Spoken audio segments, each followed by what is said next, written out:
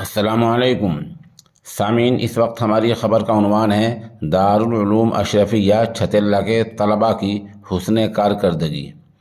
حال ہی میں مغربی یو پی کے ضلع سہارنپور کے کھتا کھیڑی کی اکبری مسجد میں قرآن کریم کا مسابقہ ہوا ہے، جس میں کافی طلباء نے حصہ لیا ہے۔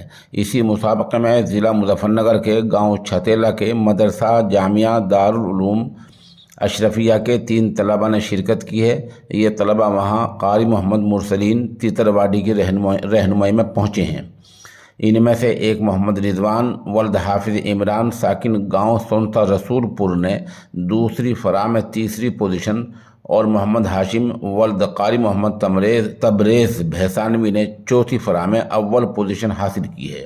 رپورٹ کے لیے وہیں سے مولانا شعیب مظاہری کے شکر گزار ہیں۔ موقع کی چند تصاویر پیش خدمت ہیں۔